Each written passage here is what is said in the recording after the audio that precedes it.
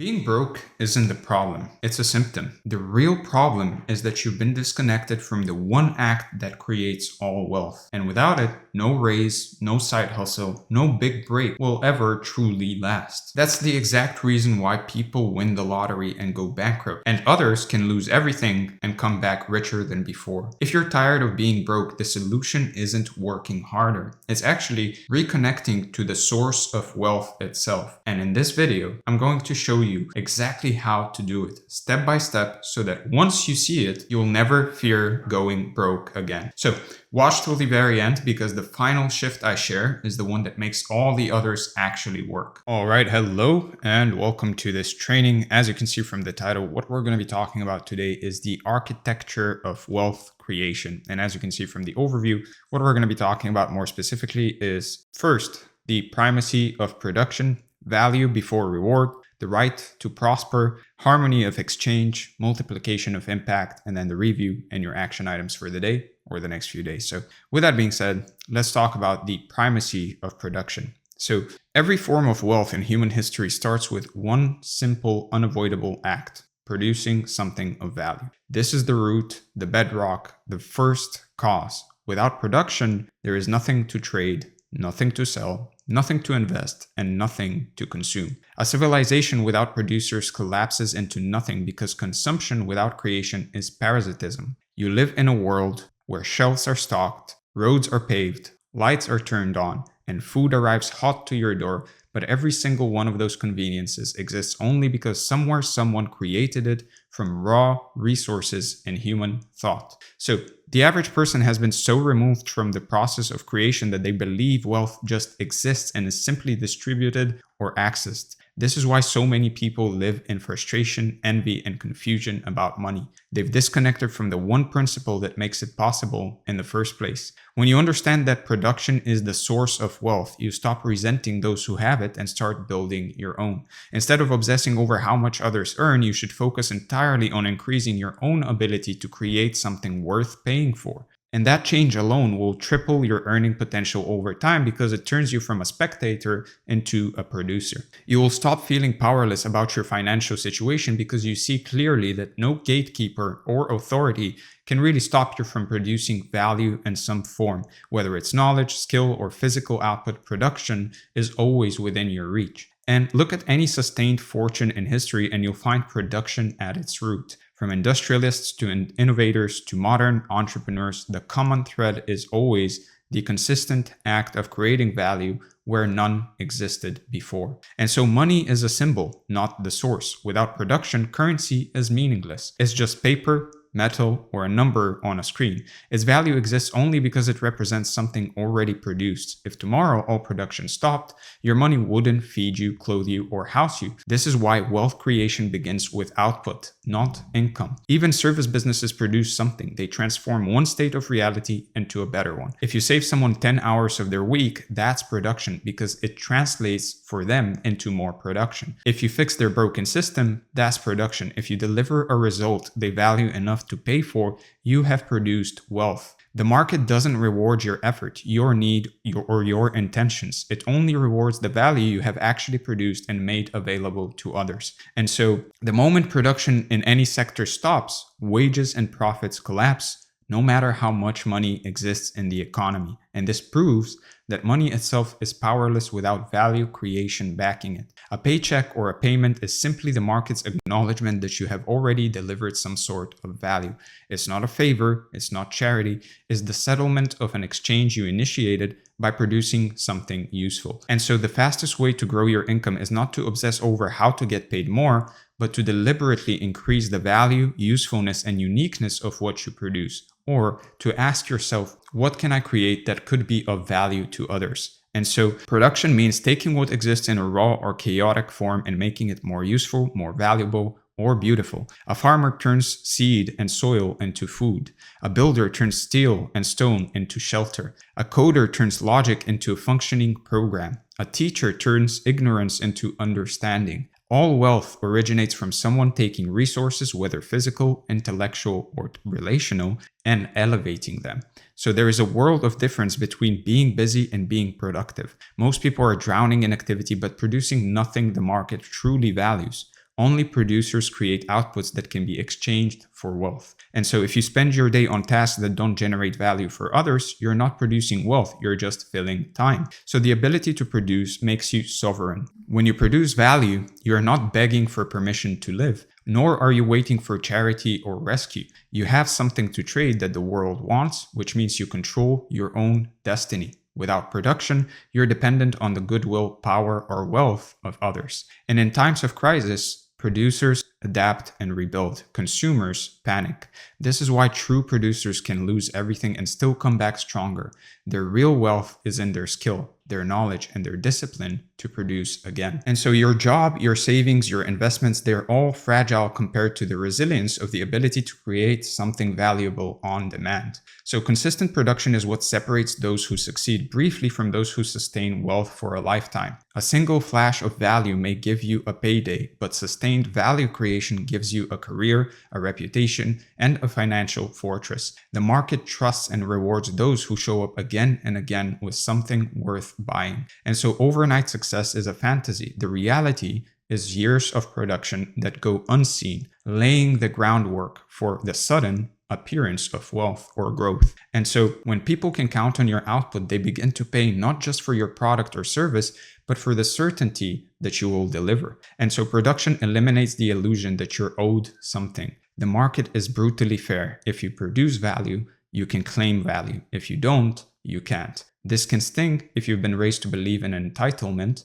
but it's the most freeing truth you can actually accept. Producers own their results, good or bad. They take full credit when things work and full responsibility when they don't. And this mindset ensures that they remain in control instead of blaming circumstance or competition. Once you accept that no one owes you wealth, you realize that you have the power to create it from nothing. Every act of production sharpens you. You can't create without developing skills or acquiring knowledge and building better systems. Each iteration makes you more capable, which in turn makes your production more valuable. This is why true producers become more powerful over time. Their ability to produce actually compounds. And so skills build on skills. One project leads to another. Each relationship formed through production opens the door to bigger opportunities. And the snowball effect is real, but it starts with the first small act of creating something people value. Once you've built enough productive capacity, wealth generation becomes easier. Not because the work stops, but because your work produces more per unit of effort. And so history proves that producers outlast non-producers. The entrepreneur who lost everything in a market crash can always rebuild their empire. The craftsman who moved from a garage workshop to an international brand. The artist who turned raw talent into a global following. Their wealth is not luck. It's the predictable result of knowing how to create and deliver value over and over again. In every industry, the survivors are not those who networked the most, marketed the loudest, or hoped the hardest. They are the ones who could sit down and produce something the world was willing to pay for. If you can produce, you can recover. If you cannot produce, all the money you have is on borrowed time. And so understanding the primacy of production changes how you see every opportunity. You stop chasing money and start asking, what can I create here that's truly worth something? You begin to measure your days by output instead of hours. You judge your opportunities not by hype, but by whether they give you the chance to produce at a higher level. And once you've mastered this mindset, you're ready for the next truth, that before you can take the reward, you must give the value. So let's talk about value before reward. So in the real world, reward follows value, not the other way around. You can't take before you give, and you can't expect sustained payment for something that hasn't been created or delivered. This isn't just an economic law, it's a moral one. People part with their money voluntarily only when they believe that what they're getting is worth more than what they're giving up. So when you internalize this, you stop looking for ways to get money and start looking for ways to create undeniable reasons for people to give it to you. There's a natural order to wealth creation. Produce value first, collect reward after. Break this order and you undermine trust, damage your reputation, and kill any chance at repeat success. You can hustle your way into one sale without delivering value, but you'll never build lasting wealth that way. So when people see you deliver before you demand, they start to believe you're the kind of person who can be relied on. Trust is the invisible currency that makes actual currency flow. By front-loading value, you build a foundation for recurring income because customers and clients want to keep rewarding someone who has already proven their worth. The world doesn't measure value by your effort, your hours, or how badly you need the money. Nobody cares, frankly. It measures value by outcomes. You might have worked yourself to exhaustion, but if the other person doesn't feel they've gained something meaningful, the transaction won't repeat, if it even happens. And so a web designer can spend 100 hours on a project, but if the client's new site doesn't generate more leads or sales or whatever they wanted, those hours mean nothing to them. This is why you must stop selling effort and start selling transformation, the before and after state you create in someone's life or business. And look, providing value before asking for payment doesn't mean giving everything away for free. It means demonstrating the worth of what you offer so clearly that the price feels like a bargain. Samples, insights, quick wins, these are all ways to prove your value in advance. The person who gives people a taste of results before asking for money wins far more often than the one who asks for blind faith. And so you put yourself in a position of strength when your prospect already feels indebted to you because they've benefited before even handing over a cent. Value before reward is the most sustainable way to build wealth because it aligns with the principles of voluntary exchange. You're not coercing or manipulating. You're creating a situation where people are eager to pay you because they want more of what you're offering. And this is the approach that respects the intelligence and freedom of the other person, which is why it scales. People talk and your reputation compounds. Quick money made without delivering value is always short-lived. A reputation built on real results keeps paying dividends for years. And so learning how to deliver value first is a craft. You must understand your market well enough to know what they value most, and you must be skilled enough to produce it without draining yourself dry. And this is not just about business. If you're looking for a job, well, then your market is the people that you want a job from. And so you need to know what they value most. And you must be skilled enough to produce it without draining yourself dry. And this is about strategic generosity. The most effective producers know how to offer value that costs them little to deliver, but means a great deal to the recipient. And this is why knowledge, systems, and assets are so powerful. They allow you to deliver upfront value at scale without a proportional increase in effort. And look at any enduring business relationship and you'll find value flowing long before the largest rewards arrive. An employee proves their worth before getting a promotion. A company delivers on small contracts before landing a huge one. And so the sequence is universal. If you see someone getting paid huge sums seemingly overnight, dig deeper. You'll almost always find a trail of value creation stretching back for years. There's no escaping this pattern, and trying to shortcut it is what kills most people's ability to sustain their income. In a world where everyone wants to get paid, the easiest way to stand out is to give first. While others are pitching, you're proving. While others are asking, you're delivering. This alone creates a psychological shift in the other person. They stop seeing you as a taker and start seeing you as a source. And people remember and return those who gave them something useful without strings attached. This moves you from the role of seller to the role of trusted advisor. And people pay trusted advisors far more than they pay salespeople. So when you consistently give value before taking a reward, the flow of money becomes almost automatic. People seek you out, opportunities come to you, the ratio flips, and instead of chasing income, you're actually filtering it. And this is when you gain the luxury of choice, deciding who you work with, what projects you take on, and what prices you charge. Your income stops depending on chance or desperate selling and starts depending on your ability to keep delivering value at a high level. So the habit of giving value first sets in motion a chain of cause and effect that shapes your entire wealth trajectory. Every interaction becomes a seed planted, and those seeds keep bearing fruit long after you've forgotten about them. When this becomes second nature, the next stage of wealth creation starts to open up. The part where your pursuit of profit stops being something to justify and starts being something to embrace. So let's talk about the right to prosper. So the only way to really build wealth is to actually believe that you deserve it. Wealth isn't built by apologizing for wanting more out of life. It's built by fully accepting that your life, your time, and your energy are worth the highest rewards you can earn. When you operate from a life-first approach, You stop framing profit as greed and start seeing it as the natural outcome of honoring your own value.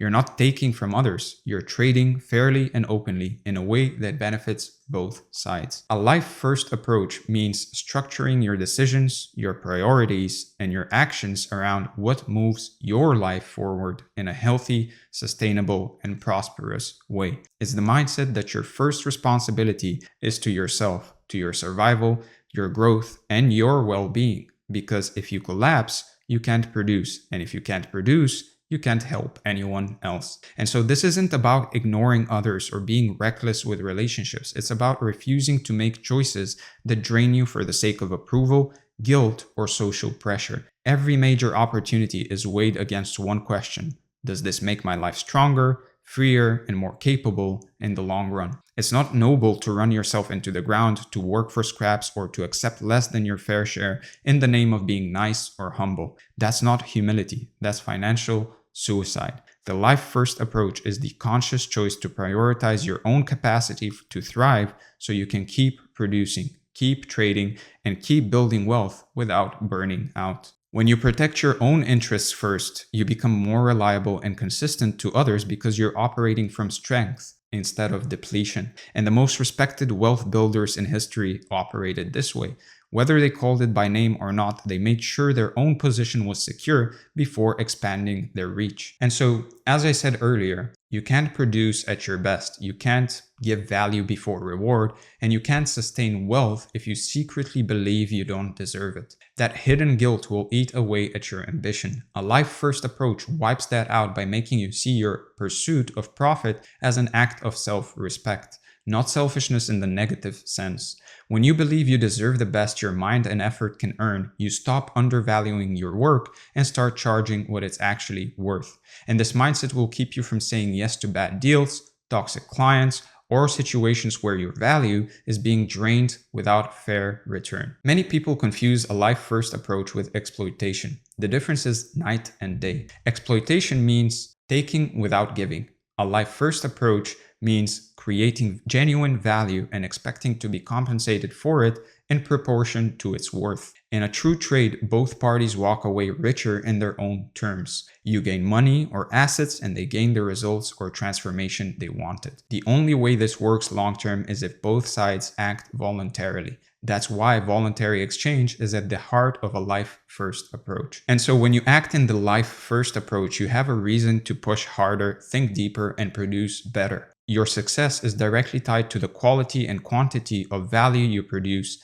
and that link keeps you sharp. The higher the standard for what you earn, the higher your standard for what you produce. And every decision starts being filtered through the lens of, does this serve my life and my goals in a meaningful way? The market doesn't reward need, unfortunately. It rewards value. You could be the most deserving person emotionally, but if you can't or won't produce something people want, the market won't care. Because at the end of the day, the market is constructed of people, and people care about their life. So a life-first approach keeps you from relying on sympathy or entitlement and actually forces you to focus on results. When you stop expecting handouts, you take full control over your earning power. This control is the foundation of financial independence. No one can pull the rug out from under you if you own your production. You can only keep giving value if your own needs and goals are met first. Starving yourself while trying to help others eventually leads to collapse. A life-first approach ensures you remain strong enough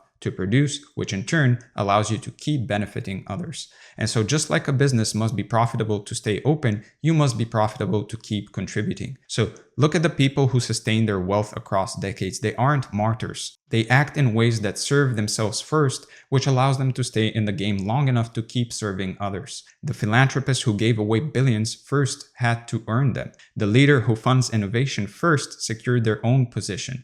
And so they never view profit as something to be embarrassed about. Profit is what makes it possible to keep producing and keep contributing on a larger scale. And when you have a life-first approach, it will make you harder to manipulate because guilt is a weapon people use to get you to give without fair return. When you see your profit as rightful, you stop falling for those traps. And you can walk away from deals or relationships that don't serve you because you know your ability to produce will create better ones. And so you move through the market with confidence and through the world instead of hesitation. And the moment you embrace a life-first approach, opportunities will become way easier to spot. You're no longer going to be blinded by what's fair in the moralizing sense. You're looking for mutually beneficial trades that genuinely move you forward. And so you act faster because you're not bogged down by guilt or doubt. And you stop overthinking whether you should go after a deal and start asking how to make it win-win and close it. This action bias compounds, and each move builds on the last, and your earning power accelerates. And so once you live by a life-first approach, you naturally move towards the next truth, that your ability to earn depends on how well your purpose and output connect with the voluntary desires of others. And that connection is where the real wealth starts to flow. So let's talk about the harmony of exchange. So a lot of people would not like to admit this because it highlights their own lack of value production, but money moves when value moves. It doesn't appear out of nowhere, and it doesn't stick where both sides feel shortchanged. The harmony of exchange is that sweet spot where your offer lines up perfectly with what someone else genuinely wants, and the trade leaves you both richer. It's not charity, it's not manipulation, it's two people walking away from the table thinking, I got the better deal. An exchange is a swap of values, not just goods or services for money. They give you cash because in their mind, what you've given them is worth more than the money leaving their hand. You only take the deal because to you, the cash is worth more than the thing you're parting with. And so this means both parties believe they've won. If only one side feels that way, it's not harmony. It's exploitation, and exploitation always collapses. So in a healthy exchange, the other person doesn't feel like they've been sold anything. They feel like they've chosen something that solves a real problem or fulfills a deep desire. And the reason why some luxury brands can charge multiples of their competitors is because the buyer doesn't view the purchase as expensive. And the only reason they don't see it as expensive is because they see it as an obvious choice that improves their life in one way or another, whether you believe it or not. And so the better your offer fits their world, the less convincing you have to do. Sometimes you barely have to speak. The exchange only works if the value you bring is undeniable to them, not just to you. You can pour your heart into creating something you love, but if it doesn't connect with what they're actually prioritizing, the exchange falls flat. That means doing your homework, understanding their pain points, desires, and motivations better than they do themselves. Once you know that, you're no longer guessing. You're matching them with exactly what they've been looking for, even if they couldn't articulate it before. And a person who's a great example of that is Steve Jobs. So true harmony isn't about equal splits. It's about proportional satisfaction. If a client pays you $5,000 and walks away with $50,000 worth of results, that's fair. If they pay you $500 and get $50 worth of results, they'll never return. When you know your value far exceeds your price, you can charge without flinching. You stop negotiating against yourself. Exchanges live or die on trust. Without it, every transaction feels like a gamble to the other person. Trust comes from delivering exactly what you said you would or more every single time. And when your track record shows you do what you promise, resistance drops, people stop thinking about it and start saying yes on the spot. And over time, trust becomes an asset in itself. People will pay more to deal with the person they know delivers than to risk going with someone new.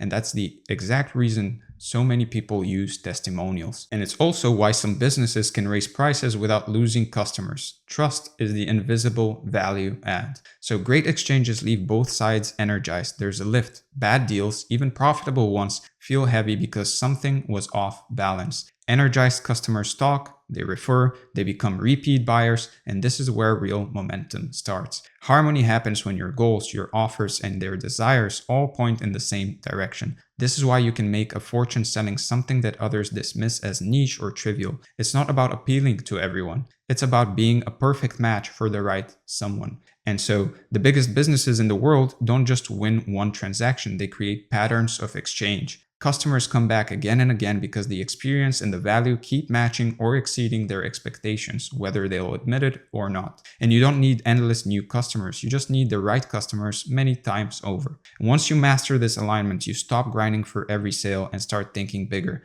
How do I create more of this value for more people in less time? That question is where all your wealth begins to multiply. So let's talk about multiplication of impact. So no matter how skilled, disciplined, or determined you are, there's a hard cap on how much you can produce if every dollar depends on you personally doing the work. It's just math. The multiplication of impact is the deliberate act of breaking that ceiling by actually extending your value far beyond the hours you can physically work. And this is the territory of the truly wealthy. They don't just produce once and collect once. They create systems, tools, and assets that keep producing, keep collecting, and keep reaching people long after their direct effort ends. And so, in the beginning, it's normal to exchange time for money. That's the apprenticeship phase where you sharpen your skills, you earn your credibility, and build initial capital. But staying in that phase forever is a trap. If every week starts at zero, you're not building wealth, you're just working for it. And so multiplication is when you start stacking output so that yesterday's work continues to pay you today and tomorrow. This is why so many highly skilled people stay broke while less talented people get rich. One group is locked into direct effort and the other has figured out how to extend their reach. The goal is not to abandon work, but to ensure that your work outlives the moment you stop doing it. And so this is the force that allows you to achieve disproportionate results from the same amount of effort. Leverage can be human, technological, financial, intellectual, or distributive. And the more leverage you build into your process, the more output you get per unit of input.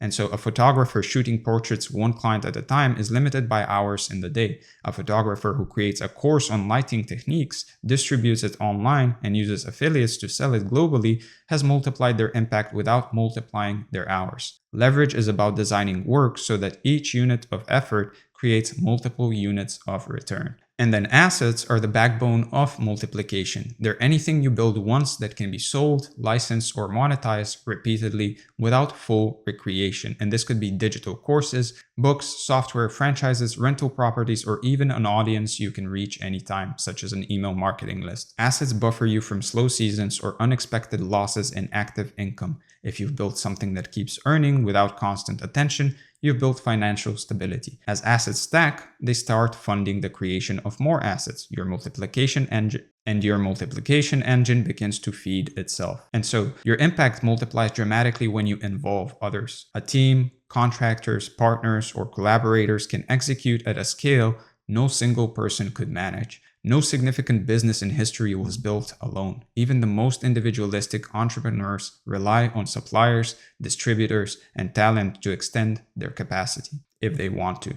So the wrong people multiply your headaches and the right people multiply your output. Choose based on alignment of values and quality of execution. This is about transferring responsibility to people who can own outcomes without your constant oversight. And so the most valuable offer is worthless if nobody knows about it. Distribution multiplies the number of people who can buy from you without multiplying the time you spend reaching them. So paid ads, email lists, affiliates, licensing deals, franchises, wholesale agreements, all forms of multiplying your market reach. The difference between selling 100 units and